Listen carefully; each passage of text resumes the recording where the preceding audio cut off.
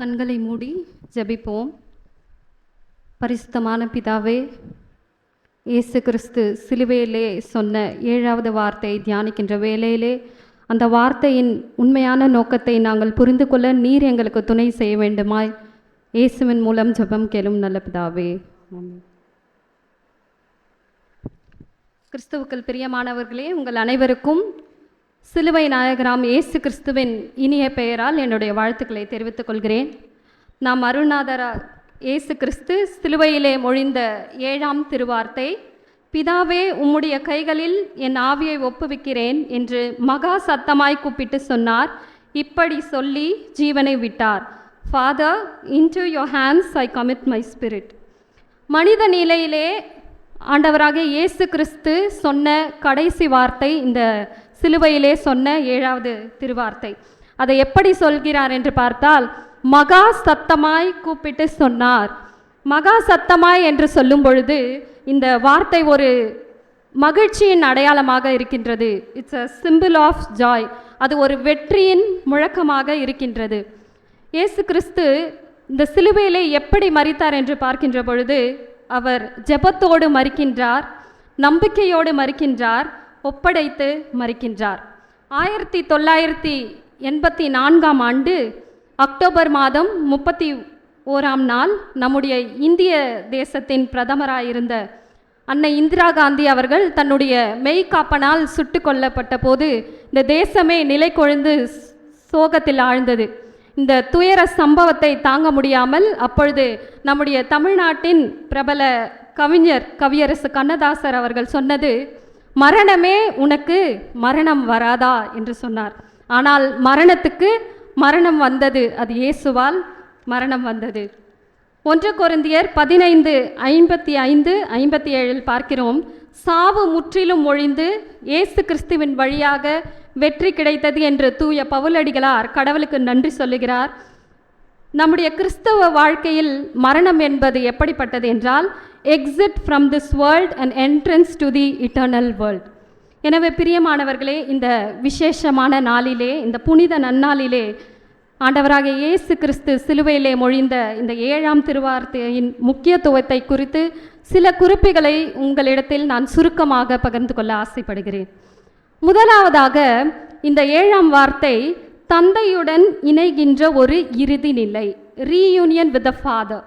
அதாவது நாம் இந்த உலகத்திலே எப்படி வாழ வேண்டும் என்று கற்றுக் கொடுத்த ஆண்டவர் எப்படி மரிக்க வேண்டும் என்பதையும் நமக்கு கற்றுக் கொடுத்திருக்கிறார். அவர் முதலிலே சிலுவையிலே பிதாவே என்று அழைத்த ஆண்டவர் முடிவிலும் பிதாவே என்று அழைக்கிறார்.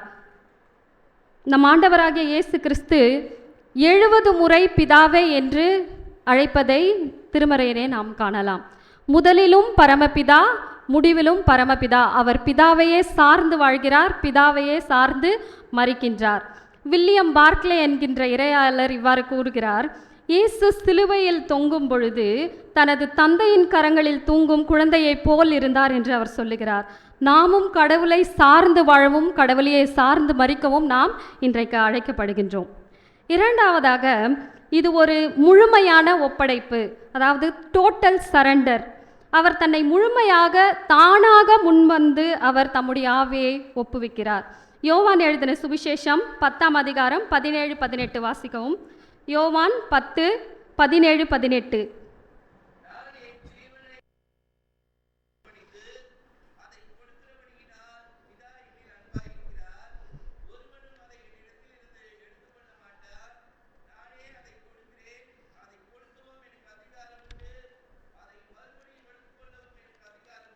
வசனம் இப்படியாய் சொல்லுகிறது, நானே அதை கொடுக்கிறேன்.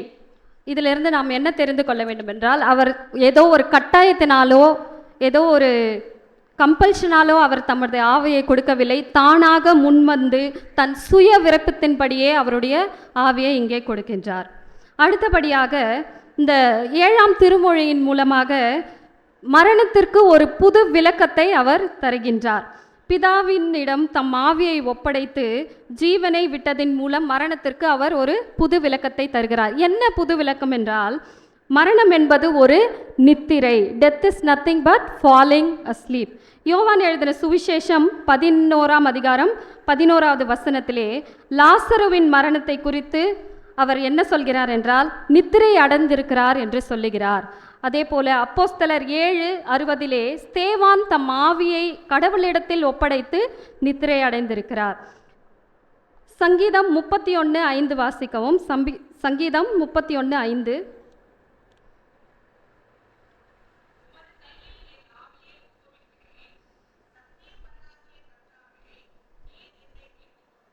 இந்த வசனம் ஒரு ஜெபம்.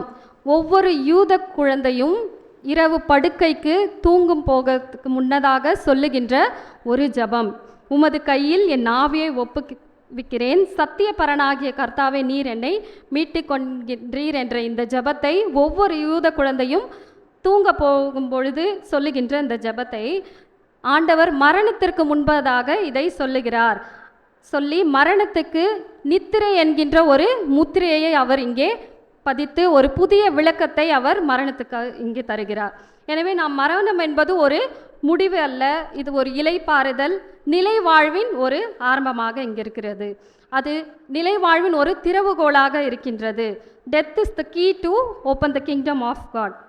நான்காவதாக பார்க்கின்ற பொழுது தம்முடைய ஆவியை இவர் எங்கே ஒப்பு கொடுக்கிறார்? யாரிடத்தில் இவருடைய ஆவியை ஒப்பு கொடுக்கிறார்? பிதாவின் கைகளில் அவருடைய ஆவியை ஒப்புவிக்கிறார். பிதாவின் கரம் எப்படிப்பட்டது என்று சொன்னால், அது வல்லமையுள்ள ஒரு கரம், பவர்ஃபுல் ஹேண்ட், விடுவிக்கும் ஒரு கரம், லிபரேட்டிங் ஹேண்ட், பாதுகாக்கும் கரம், அது ப்ரொடெக்டிங் ஹேண்ட்.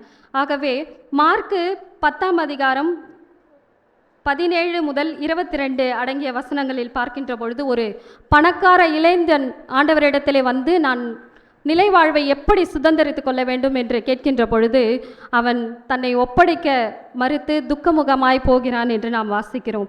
ஒரு பேனா எழுத்தாளரிடத்தில் தன்னை ஒப்பு கொடுக்கிறபடியால் ஒரு நல்ல கதை, கவிதை, கட்டுரை நமக்கு கிடைக்கின்றது.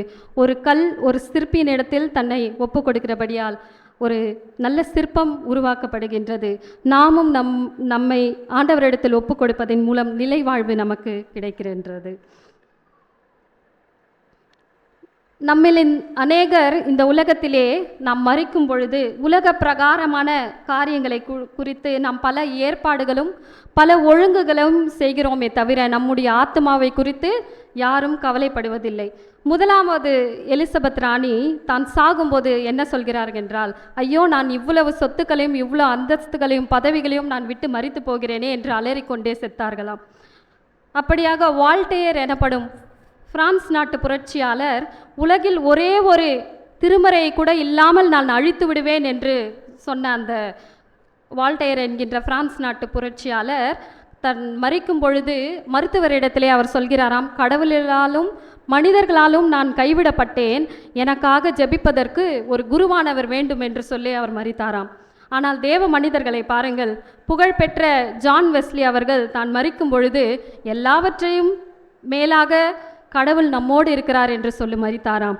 அப்படியாக மார்ட்டின் லூதர், ஜான் ஹஸ் போன்ற தேவ மனிதர்கள் தான் சாகும் பொழுது, பிதாவே உம்முடைய கரங்களில் என்னுடைய ஆவியை ஒப்பு கொடுக்கிறேன் என்று சொல்லி சந்தோஷமாய் மரித்தார்களாம். கடைசியாக பார்க்கின்ற பொழுது எபிரேயர் 9ஆம் அதிகாரம் 27-28 வசனம் வாசி.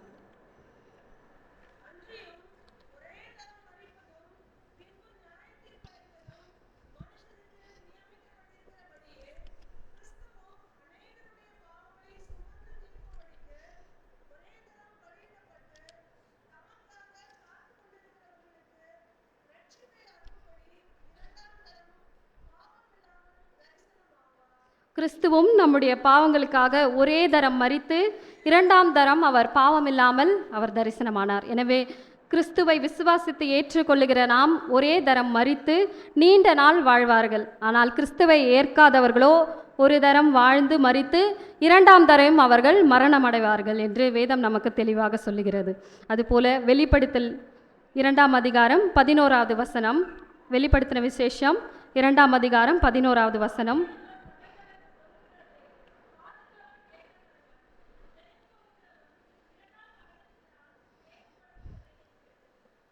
ஜெயம் கொள்ளுகிறவன் இரண்டாம் மரணத்தினால் சேதப்படுத்துவதில்லை என்று வேதம் சொல்லுகிறது. அர்ப்பணித்தல் ஒன்று மட்டுமே நம்மளுக்கு இந்த நிலைவாழ்வு என்கின்ற உன்னதமான ஆசீர்வாதத்தை நமக்கு தரக்கூடும். பிரியமானவர்களே, இயேசு கிறிஸ்து இந்த சிலுவையின் மரணம் மூலமாக நமக்கு இது ஒரு அறைகூவலாக இருக்கின்றது. மரணம் என்பது அச்சம் தரும் ஒரு முடிவு அல்ல, இது இந்த வாழ்க்கையின், இந்த உலக வாழ்வின் நிறைவாக இருக்கிறது. கிறிஸ்துவுக்குள் மரிக்கின்ற நாம் தூய பவுலடிகளால் சொல்லுகிறது போல, கிறிஸ்து எனக்கு ஜீவன், சாவு எனக்கு ஆதாயம் என்று சொல்ல அழைக்கப்படுகிறோம். எனவே நாம் சோர்ந்து போகாமல், நடை தள்ளாடி துக்கமூகத்துடன் பலம் குன்றியவர்களாக போகாமல், ஒப்படைப்பின் உறுதியோடும் நிலை வாழ்வின் நம்பிக்கையோடும் இங்கிருந்து கடந்து செல்ல ஆண்டவர் தாமே துணை புரிவாராக. ஆமென்.